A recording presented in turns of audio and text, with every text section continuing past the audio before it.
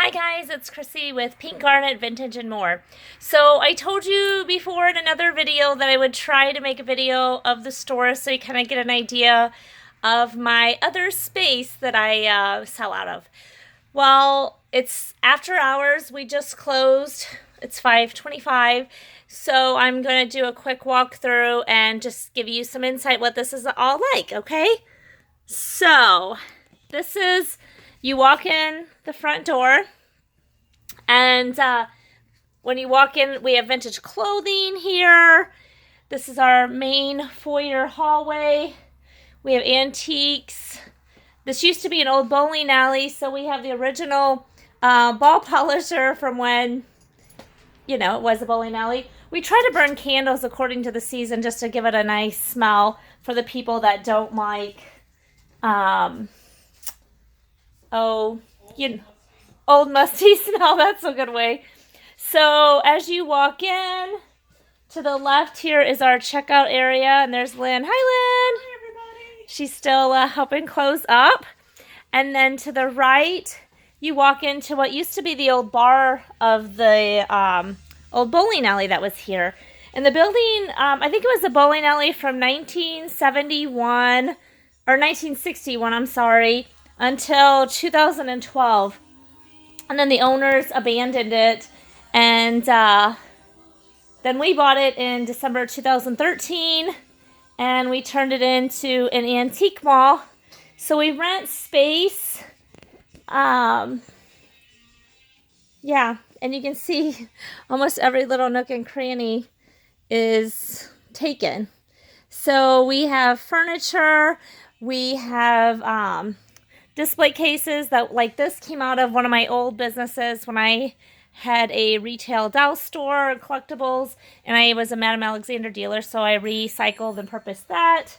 We bought all these bookcases from, I think, Borders when they went out of business, and so we rent a whole bookcase for $20 a month. So those are full, and sometimes people start with those and then will upgrade to a booth or have a booth and sell out and go down to that. Another display case from another store that I had. And you can just see there's more bookcases from Borders. So when my husband and I got going in this, I took him over to St. Louis and I found a company that had bookcases, and then we saw Borders going out of business, so we went there, and him and I went one night with a trailer and loaded up, and then he had to go back 2 more times, if that tells you how many bookcases that we bought. So let me go back here a minute. The bowling alley was functional when we bought it, so we left the original approach down, and then when we pulled up the synthetic lanes, there was actually the old wood bowling lanes down. And there's 10 of those. So we left those down and we subfloored around what was missing. So it kind of gives people the idea that they can walk on the old bowling alleys floors, because, people just love to do that for some reason. I think they really want to slide down bowling alley floors, but I got 11,000 square feet here to cover. So I'm going to try to go a little bit faster. We're full. We have a waiting list, actually, to get in. This is one of Jeffrey from Real Nifty Vintage, one of his booths. So he always has really nice, a lot of mid-century things. And then this is his second booth. And he has great linens, mid-century, and a little bit of everything in here. So he always has a nice selection. But we have, oh my gosh, so many. I think we have over 60 some dealers was the last count that I know of. Now this lane goes to the front door, and we painted, Lynn and my husband, I should say, we found the original lanes, or ball returns, were old wood ones, and they were red and white, so we created that look. And then at the end of it, Lynn and my husband painted these doors to look like bowling pins, which you can't see real well with the stuff in front of it, but they did an awesome job. So we tried to keep the ambiance of the bowling alley It's hard to show both sides at the same time. We tried to keep the ambiance of the bowling alley so it would honor the local people, the history, and the memories that were all created here. And I can imagine if these walls and the bar in there could talk, the stories that they would tell would be fascinating. So, and entertaining probably at the same time. You can see we got all kinds of furniture. Yeah, and there's some more bookcases. And then we do have some glass cases here. We didn't go with as many glass cases because we found when we go to malls, a lot of people don't ask to look in them, which is a shame because there's usually good stuff. And some people, oh, there I am. Some people think it's because it's all valuables, but a lot of it is just because that's the space, or it's just smalls and the people are trying to not tempt, you know, somebody from putting things in their pocket. And this is a lot of Longenberger and Boyd's Bears. This is Gypsy Blue. If you follow her on Facebook, she has booths and used to have a store, and she always has really cool primitive and antique things. So yeah, it's really a variety. And one thing I like to say, because a lot of antique malls only have antiques, and then you go into some that just have collectibles. This is a local guy that custom makes all of this stuff. But a lot of antique malls only have antiques, which is nice.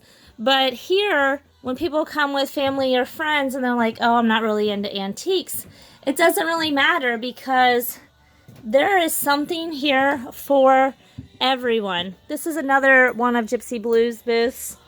Like I said, she always has really great things. So, yeah. This guy sells a lot of vintage license plates from all over and a lot of bottles. Yeah, so I'm almost done, guys. Hang in there with me. This lady also does quilting. Very nice pieces too. And then here's my last corner booth. He specializes mostly in sporting stuff, as you can see. And he's running a 50% off sale right now because he wants to bring in all new inventory as of January. This is December right now. So that is the store. Behind the red doors, we have a huge work area and storage. And then we do have, I'll go you back up the middle aisle again here.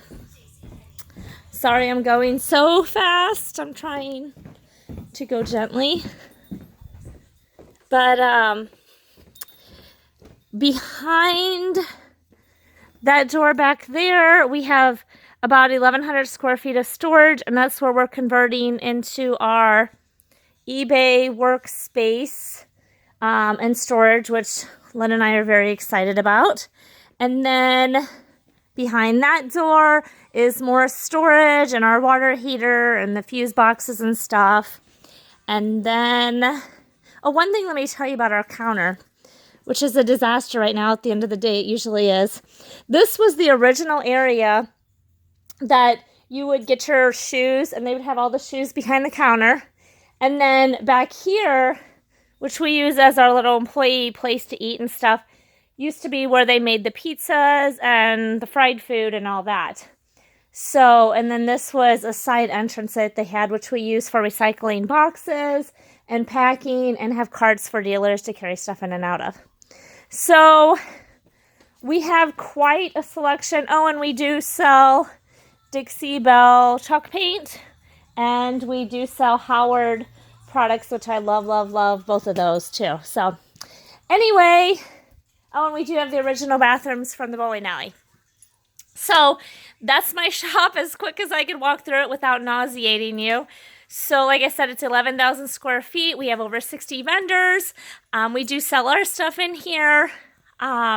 We started with 2 vendors in here in 2014, and it's to the end of 2018, and we have over 60 some. So we've really been blessed to be able to grow it like that and to have a waiting list for people to come in. So that's really exciting.